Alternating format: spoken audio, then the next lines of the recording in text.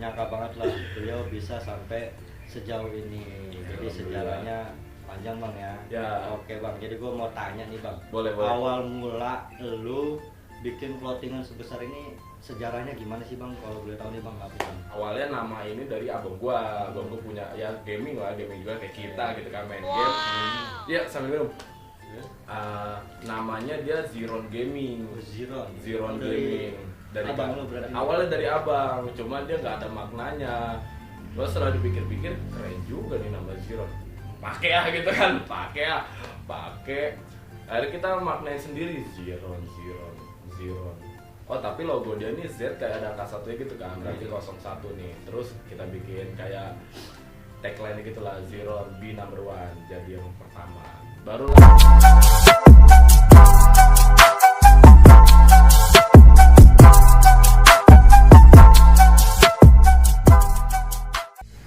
Halo Dara, assalamualaikum warahmatullahi wabarakatuh. Wih, mantap. Oke, kembali lagi ya di channelnya Khalif Beta Factor nih, ya enggak? Di video kali ini gua mau bahas seputar usaha clothing sablon ya bang. Clothingan sablon buat kalian yang mau bikin baju ya kan, desain baju atau segala macem lah, satuan lusinan juga bisa bang ya. bisa ratusan Ribuan juga bisa sob. Saya rekomendasiin banget nih buat kalian yang mau bikin baju. Oke, bagaimana keseruannya? Simak terus video ini sampai selesai sob.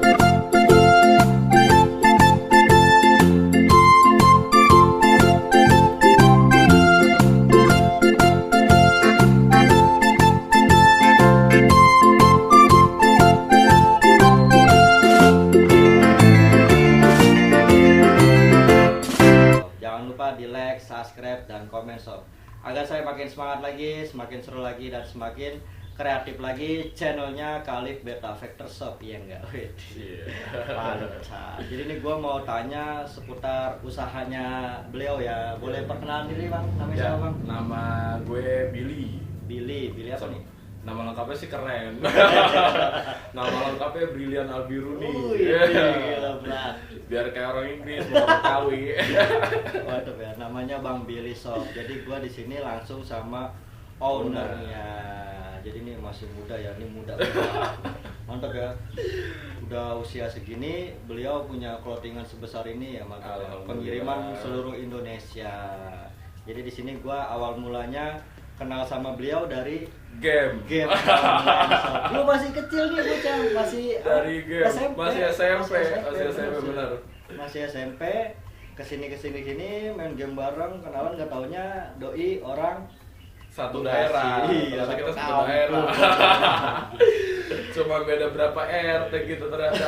Asik di game bertahun-tahun, tapi cuma beda RT. Iya, nggak nyangka banget lah beliau bisa sampai sejauh ini. Jadi sejarahnya panjang bang ya. Ya. Oke bang, jadi gue mau tanya nih bang. Boleh. Awal mula lu bikin clothingan sebesar ini sejarahnya gimana sih bang? Kalau boleh tahu nih bang, apa bang? Biar Oke. pada lihat nih, Kita Bang. sharing aja ya, kita ngobrol santai tanpa ada kayak wah ini orang gini. Kita nggak gimana kita Iya, sharing aja buat berbagi pengalaman sharing lah, kita sharing aja. ya. Sebenarnya daya tarik pertama kali gue tuh karena di SMP bang. Oh di SMP. Gue di SMP 13 Bekasi. Jadi waktu gue sekolah tuh guru seni budaya gue tuh kayak ada praktek nih, kita praktek sablon. Oh praktek sablon Praktek dari sablon. dari sekolahan dulu. Dari sekolahan dulu tuh. Ah. Di situ tuh guru gue cuman bawa alat kecil, cuman bawa satu screen dan beberapa tinta. Anak-anak kita semua udah disuruh siapin gambar masing-masing. Nanti kita dicetakin kaos. Jadi bawa kaos masing-masing sama cetakannya, screennya nih. Oh mas screenannya. Iya, bukan screenannya sih, bahan buat screen nanti dicetak. Oh. Terus gue mikir, Ah. alatnya sederhana nih. Bisa jadi semua satu sekolah kepegang dari satu alat kecil. Situ otak bisnis gue jalan tuh. Lalu masih bocah ya? Iya, karena gue ngeliat kayak ini bisa jadi duit nih gitu kan, lumayan uang tambahan. Setelah gue mikir, nah kebetulan pas kelas 9 gue ada acara kecil-kecilan lah buat main sama teman-teman kelas. Suruh bikin kaos penasaran kan proses bikin kaos tuh kayak apa sih. Nah pas banget wali kelas gue dia punya konveksi, punya gitu. tempat sablon juga, diajaklah ke tempat wali kelas gue tuh namanya Bu Endang. Diajak ke tempatnya, ngobrol langsung nih sama tukang jahit dulu yang pertama, ngobrol gini, wah ilmu semua nih dapat nih, makin dapat lagi nih otak bisnis gue, gila, modalnya segini, prosesnya nggak terlalu ribet, bisa jadi banyak, duit semua nih. Cuan ya. Ya, cuman nggak langsung dipraktekin pas SMP, karena kan kita masih Masih main nyata, game. iya. SMP kita masih fokusnya main game dong. Jalan SMK, lulus SMP kelas 10 kita ya belajar dikit-dikit, ikut orang awalnya. Jadi kita reseller lah jatuhnya. Kita bisa belajar desain dari komputer, punya desainnya sendiri nih. Terus kita PO, biasalah kayak pada umumnya kita PO dulu dapat berapa orang, baru kita lempar lagi ke orang nih. Nah tapi kalau gua dari awal emang ada niat belajar ya, pengen tahu gimana sih prosesnya gitu kan, gimana sih cara buat bikin suatu clothing atau buka custom apparel gitu. Gua tuh pernah nungguin bang, dapat PO-an, itu dari masih sekolah tuh, dapat PO-an dari awal sampai akhir gua tungguin. Mau kita nungguin? Diproses ya, Oh diprosesnya. proses sama orang itu cepat ditungguin gitu. sampai selesai. Pengen tahu nih gimana sih prosesnya, sesusah apa, segampang apa gitu kan. Soalnya duit gitu kan, balik lagi soalnya duit. Kalau nggak ada duitnya ya kita otak bisnis ya. Tak bisnis, bro. Gue nunggu itu pernah sampai jam 1 pagi, padahal pagi-pagi nanti sekolah. Karena gue gue pengen malam ini kelar. Oh gitu. Walaupun sebenarnya jumlahnya nggak terlalu banyak, di situ nalar gue mikir kayaknya ini malam ini kelar juga bisa. Gue maksa kan, gue pengen belajar, tadi gue suruh pulang, udah pulang aja besok pagi balik lagi, ntar tinggal ambil. Tapi kalau gue ada niatan belajar, gue tungguin tuh. Gue tungguin, pertama dari jam 7, dari Isa tuh, tungguin kok dia masih ngerjain punya orang, ya sampai jam 9, jam 10 dia break ternyata makan dulu. Dia makan, gue nonton doang dong. Dia kasih cemilan apa gitu kayak, ini bener-bener gue nontonin aja dia makan. Selesai nge-break jam 11 baru mulai ngerjain punya gue. Di situ baru tuh gue ngeliat dikit-dikit, pertama kali gue ngeliat dikit-dikit, oh cari gini. Emang awalnya orang itu tuh kayak menutupi, karena kan mungkin bocah sekolah ngapain sih nungguin, udah nyuruh pulang besok sekolah. Cuman gue penasaran karena pengen belajar kan. Gue tontonin dari awal proses sampai benar-benar jadi tuh kaos, sampai bisa dijual. Tuh gue pelajari tuh pertama kali tuh sampai jam 1 subuh. 1 subuh Jam 1 pagi. mau belajar nyablon. Pengen belajar sablon doang, penasaran gitu kan. Karena emang kebanyakan tukang sablon ngerjain malam kan, nggak Iya. tahu ya. Nggak tahu tuh hampir semua tukang sablon pasti ngerjainnya malam. Nggak tahu emang naluri, nggak tahu apa, kita juga sampai sekarang jadi ke bawah gitu kan. Iya, betul. Sebenarnya nggak ngaruh ngerjain siang atau malam sih, sebenarnya nggak ngaruh, cuman mayoritas. Jadi pas kita mau belajar pas banget malam gitu kan, jam 1 pagi. Terus berikutnya kita open PO. Kok orang cuman kenalnya itu bikin kaos di Billy, bikin kaos di Billy. Tanpa ada merek nih, nggak enak kan penyebutannya. Iya. Ya dari mulut ke mulut, tapi penyebutannya kayak kurang enak. Kok cuman bikin kaos di Billy kok kayak nggak enak lah. Ada di situ awalnya nama ini dari abang gua punya ya gaming juga kayak kita gitu kan, main game. Iya sambil minum. Namanya dia Ziron Gaming. Ziron Gaming. Dari abang lu berarti. Awalnya dari abang, cuman dia nggak ada maknanya. Gua setelah dipikir-pikir keren juga nih nama Ziron. Pakai gitu kan, pakai. Akhirnya kita maknain sendiri Ziron. Oh tapi logo dia nih Z kayak ada angka satunya gitu kan, berarti 01 nih. Terus kita bikin kayak tagline gitu lah, Ziron be number one, jadi yang pertama. Barulah 2017 kita ngecetusin merek. Itu 2017 gue masih sekolah. Masih kelas 2 SMK, masih muda kan sekarang. Oh udah punya clothingan nama itu ya? Iya udah punya nama di 2017 kita pakai nama. Jadi kalau orang nanya tuh nyetak di mana, nyetaknya di Ziron. Jadi nggak nyebut nama guanya lagi ya. Jadi kayak nyetak di mana di Billy nggak, tapi langsung nyetak di mana, nyetak di Ziron. Gitu tuh gue ngebentuk itu juga belum punya alat. Oh gitu. Belum punya alat.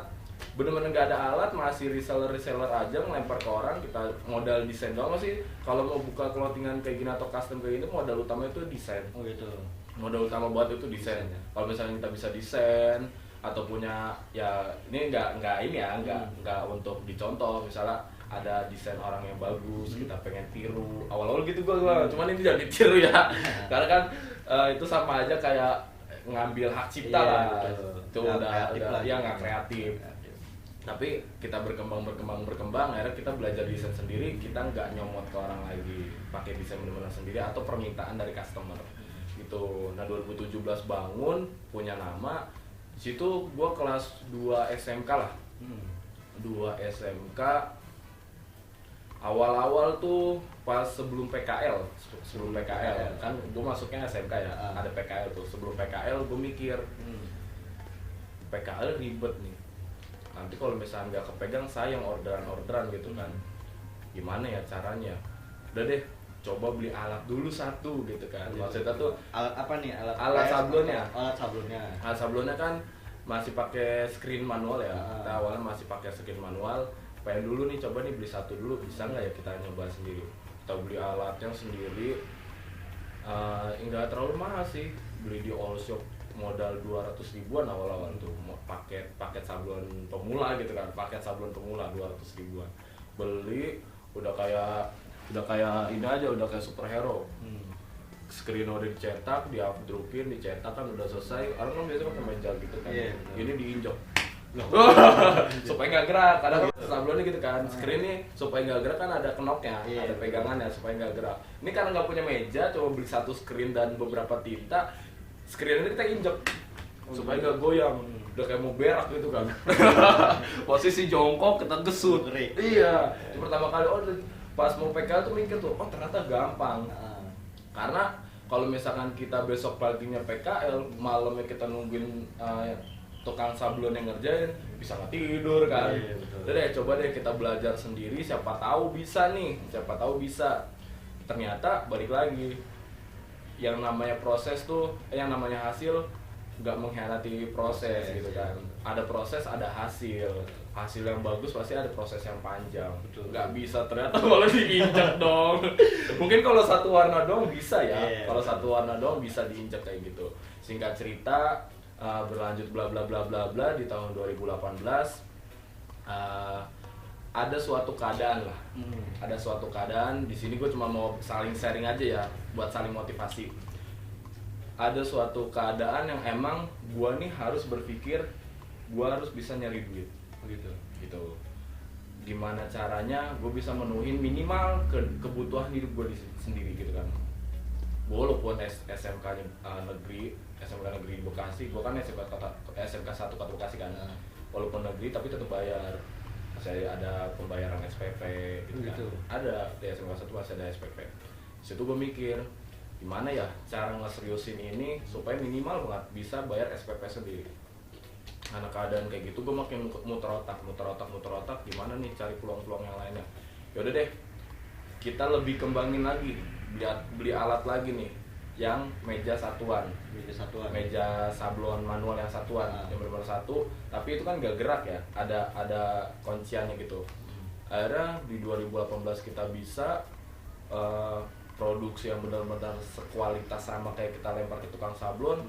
Baru deh kita tambah alat dari hasil orderan, kita tambah alat.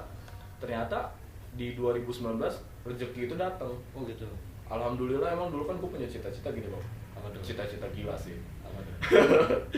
Gue pengen sebelum umur 17 tahun gue punya omset 100 juta. Ih bener. Gue kan dulu ikut motivator ya. Jadi gue dulu ikut pelatihan gitu, kayak orang gila dah gue. Kemakan masa MLM gitu. Tapi gue nggak ikut jualannya, gue pengen ngambil ilmunya doang. Gimana sih kok mereka bisa kecapai target itu. Dari motivator itu tuh dapat gue nyangkut. Semua tuh perlu proses intinya. Yang penting kita tahu tujuan kita arahin tujuan kita dari proses-proses itu. Dong, gue bikin tujuan dulu. Gimana prosesnya, yang penting gue ada tujuannya dulu. Dapat 100 juta sebelum umur 17 tahun. Alhamdulillah ada ketemu rezekinya pas di bulan Maret. Keadaan itu, waktu itu gue mau ujian nasional, mau UN.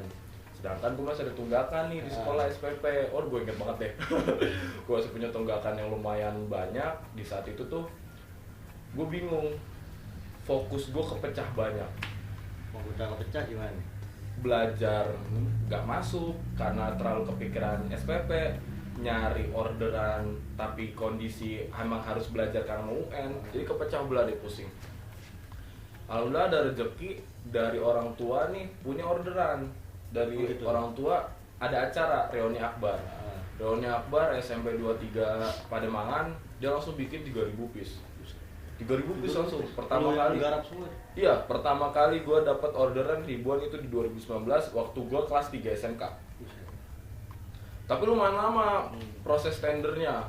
Di situ gue masih pusing dan berharap, ya Allah, kalau emang ini jalan keluar buat saya bayar sekolah buat bisa ikut ujian, tolong cepetin gitu kan, tolong cepetin ya Allah, udah puyeng ini nih mau belajar kagak masuk gitu kan. Doa ya. Akhirnya alhamdulillah kita menang tender. Sebelumnya tuh orang yang menang itu nggak tahu kalau misalkan alat kita tuh alat sederhana. Kalau mungkin kalau dikasih tuh, wah gila kali masa alat begini dong bisa. Seadanya lah gitu. Iya seadanya, sekelas pabrik aja mungkin 3.000 aja mereka masih tender yang mikir-mikir kan. Ini benar-benar alat sederhana, masih meja satu, kita mikir kalau pakai kayak gini kapasitas produksi kita nggak bakal kejar 3.000 dalam waktu sebulan. Nggak kejar, ya nggak kecandang. Ada dari uang itu juga kita investasiin lagi, kita beliin alat yang meja Thailand, langsung beli meja Thailand yang agak bagusan gitu kan, kita kerjain tuh 3.000 dalam 1 bulan. Dari proses tender ke 3.000 proses ngerjain itu sebenarnya kurang lebih 3 mingguan. Nah sekitar berapa hari ya, 3 sampai 5 harian lah kita packing. Jadi nggak langsung packing itu bang. Oh nggak langsung packing, jadi barang jadi kita tumpuk lipat tengah gitu kan, kita tumpuk karena proses packing kita tuh sekalian QC, ngelihat quality control, takut ada yang lewat gitu kan. Iya, karena kita ngerjainnya dari sore sampai malam pakai tim. Di saat itu tuh gue juga nggak mau makan rezeki sendiri karena gue tahu ini pasti ada rezeki titipan dari yang gue dapet itu tuh pasti ada nih hak orang lain gitu kan. Dan gue juga nggak mau pelit ilmu, nggak mau pelit kayak ada nih temen yang butuh, ada juga nih temen yang punya keadaan kayak gue nih, butuh uang buat bayar sekolah juga. Akhirnya gue ajak temen gue, yaudah deh kita nyablon, lu ngikut gue nyablon aja. Itu posisi lu ngerjain tender itu di mana tuh bang? Itu ngerjainnya di rumah. Oh di rumah. Ya support orang tua yang paling bagus tuh pas kita izin kamar dijadiin buat tempat sablon. kamar tidur gitu. Kamar tidur, karena proses kita ngerjain sendiri sebelum beli meja itu tuh karena adik gue udah masuk pondok bang. Oh gitu. Jadi kamar itu tuh ibaratnya tuh kita cowok ya, bisa tidur di ruang tamu pun jadi nggak masalah gitu kan. Yang penting tidur dah gitu. Yang penting tidur. Akhirnya gue minta izin sama orang tua, Mi, kamar dijadiin tempat sablon. Awalnya marah dong, gila lo, gini ntar berantakan nanti ini. Awalnya nggak mau, cuma dengan secara paksaan halus nih, gue masukin di alat dikit-dikit. Akhirnya kamar tuh jadi tempat sablon. Itu jadi ngerjain kita di kamar. Oh di kamar tidur. Kamar tidur. 3.000 piece baju. Iya. Betul. Masih ada beberapa dokumentasi ketika kita packingnya tuh. Oh gitu. Jadi, nah, yang momen mengharukan dan gimana ya, agak-agak mengenang banget lah, kena banget momennya. Target kejar, alhamdulillah dikejar, tapi pas banget hari HUN, gue nggak bisa belajar sama sekali. Sampai temen gue tahu banget, malam itu tuh gue masih packing sampai jam 3 subuh. Jam 6 gue harus masih ngadepin UN hari pertama. Gue nggak belajar, iya. Karena emang dari waktu lulus sekolah tuh, mungkin lulus SD ke SMP ada motivasi. Kamu masuk negeri, abi kasih HP. Wow, motivasi kan. Dari SMP ke SMK, kamu masuk SMK negeri, apalagi dapat SMK 1, abi kasih motor. Wow, seneng kan. Sekarang nggak ada target apa-apa nih. Gak ada reward, lu lulus lu apa gak ada. Jadi nggak ada motivasi buat belajar juga. Itulah jeleknya gue tuh, jangan contoh. Jadi pas mau UN SMK gak ada yang ngasih reward, gak ada kayak penghargaan gitu lah. Males gue kan, lah bodo amat, yang penting ordernya kelar gitu kan. Packing selesai, bener-bener udah masuk ke karung. Tuh kalau nggak salah jadinya berapa puluh karung ya. Pokoknya sampai pakai angkot 2 kali balik. Lu sewa angkot satu angkot gitu. Satu angkot kita sewa cuma buat tadi kan mau pakai mobil bak kan. Setelah mobil bak kita hitung lumayan mahal. Ada tetangga yang mau tukang angkot juga kan. Kita nego-nego lah. Nah kalau pakai angkot lebih murah. Nah itulah otak bisnis harus berjalan, operasional juga harus dipikirin. Nah, bagaimana? Iya, tiba-tiba Terus? kalau misalkan pakai mobil box, bukannya pelit ya, kita kan harus pintar-pintaran ini juga ya, harus pintar-pintar perhitungan juga. Kalau pakai mobil box sekian, mobil angkot sekian, udah deh sekalian bantu tetangga juga kan, berbagi rezeki. Kita pakai angkot tuh sampai 2 kali balik, langsung antar ke gudang buat pengambilan barang. Di situ tuh momen yang mengenang banget gue tuh, di situ gue ngantri masih pakai seragam. Pakai seragam sekolah. Iya, balik dari sekolah gue bawa 4 temen gue buat bantu bawain. Gue masih inget banget teman gue yang bantu tuh Eko, Anggi, Dita, sama Restu nih, 4 orang bantuin gue ngangkat barang. Padahal sebenarnya nih 4 orang ini kan satu daerah mereka nih. Pengennya tuh sebenarnya pulang bareng, karena kan satu daerah pulang bareng searah gitu kan biasa anak sekolah. Tapi ini Anggi ini mau minta tolong diinstalin Adobe Photoshop. Kebetulan nih pas banget ada sini bantuin ngangkat dulu. Dia ngangkutin, gue terima kasih banget sama kalian ya yang berbuat itu tuh, support banget ya. Akhirnya kekejar tuh waktunya, udah masukin barang dikirim duluan, gue bantuin Anggi dulu kan karena emang tujuan dia kesini buat ngambil nginstalin Adobe. Selesai gue baru berangkat. Gue berangkat sengaja nih nggak mau ganti baju, maksud gue tuh ini gue lo yang ngerjain gitu kan, mau ngasih tahu temen-temen umi gue tuh ini lo hasil kerjaan gue, kejar gitu kan, walaupun lagi ada UN. Maksud gue pakai seragam gitu, gue mau ya salahnya di situ, terlalu membanggakan diri. Maksud gue kayak gue posisi gue masuk sekolah sedang lagi UN gitu kan, tapi masih bisa ngerjain ini. Dipatahin gitu aja. Pas gue nyampe ke lokasi gue disangka anak tukang angkotnya dong. Dipanggil temen umi gue, bang, anaknya ajak dulu. Gue disangka anak tukang angkotnya karena gue ngobrol sama abang angkotnya tuh kayak deket banget karena udah sama tetangga gitu kan. Umi kalau teriak, woi itu anak gue. Baru itu dia nyamplung, nah serius lo gede. Nah dari situ aku punya motivasi buat ngembangin terus. Karena gue lulusan SMK, di situ gue mikir kalau gue lulus SMK nggak dipakai jasanya kan agak rugi juga kan. Akhirnya gue lulus SMK kerja dulu nggak begitu lama lah, sekitar 6 bulanan kerja. Belum lulus SMK sebelum keluar SKL gue ngikut nih sama oleh gue. Ikut apa nih? Ngikut oleh gue ini nih orang Jeklot lah. Orang Jeklot, dia nih bagian di gudangnya. Pergudangan gitu. Pergudangannya. Nah waktu itu ada event nih Jeklot pop up store, Jeklot pop up store. Gue karena nggak ada kesibukan, udah lulus sekolah tapi belum ada SKL, gue diajak lah, Bill ikut buka toko gitu kan, jaga toko. Itu tuh kita jaga toko, dari situ gue dapet banget ilmunya. Ternyata Jeklot kayak gini. Blok lulus keluar dari Jeklot megang uang gitu kan. Itu gue tadi mau langsung membangun usaha lagi tuh, tapi gue mikir sayang ijazah ya SMK kan, apalagi katanya SMK 1 gitu kan, katanya SMK 1 laku banget nih, gak mau gue cari kerja. Tapi emang itu benar, lulus sekolah dapat kerja 6 bulan, tapi bukan karena ijazah yang gak laku, guanya. Emang niat gua tuh nggak mau lama-lama kerja, niatnya ngumpulin modal. Kerja di suatu kontraktor daerah Cikarang. Karena gue tipikal orang yang susah diatur ya, maksudnya bukan susah diatur, pengennya tuh waktu gue nggak habis buat kerja doang, gitu. Ada pengembangan diri gitu. Karena emang gue tuh pengen punya usaha dari dulu, cuman kerja 6 bulan, setelah 6 bulan gue keluar. Itu tuh akhir tahun ya, alhamdulillah ada dikit, nggak banyak pegangan. Ada niat nih tahun 2020 gue buka ngembangin usaha nih. Gue udah desain toko, udah minta tolong tuh sama teman gue si Eko, minta tolong desain toko. Covid dong, sialan banget ya. Sebelum lo kerja itu, yang usaha lo di rumah itu masih tetap berjalan atau masih, cuman stuck gitu aja? Masih berjalan, tapi karena sambil kerja di situlah gue mundur ya. Gue kerja tuh karena itu bang, gue kerja orderan jadi nggak bisa terima banyak. Gitu. Karena gue udah ngerasa capek, pulang kerja jam 8 itu tuh udah ngerasa capek kerja, capek macet-macetan, tapi masih ada orderan tuh rasanya males ngerjainnya, jadi kurang maksimal. Di situ gue mau ngorbanin kerjaan gue. Dan di situ gue juga pengennya tuh gue pengen kuliah kayak teman-teman. Teman-teman gue pada kuliah, gue juga pengen sambil kuliah. Gue udah niatin 2020 nih, dari bulan-bulan Januari gue udah niatin tahun ini nih soalnya buka toko. Bulan Februari ada berita dong, wabah COVID di Cina. Feeling gue nih, ini kayaknya bakal masuk Indonesia juga nih.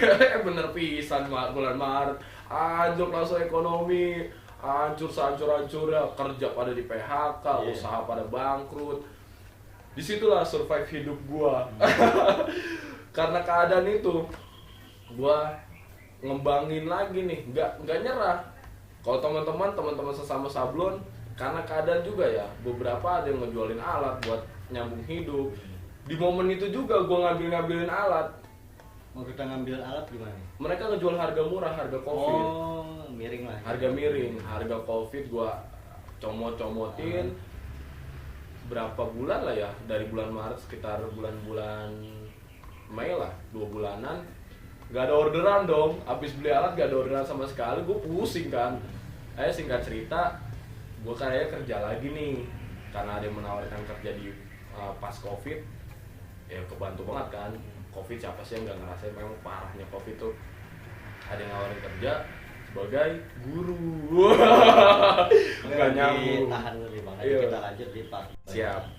Kita mau istirahat ajan dulu ya, mau ajan asal. Yo. Kita lanjut di part 2-nya, pantengin terus Sob. Ini apa motivasi banget lah buat Daging kalian semua nih sih. buat kalian yang mau buka usaha sablon. Nanti saya tanya detail ya kan, cara pembuatannya sampai punya clothingan sendiri. Siap. Oke, kita lanjut di part 2. Mantap.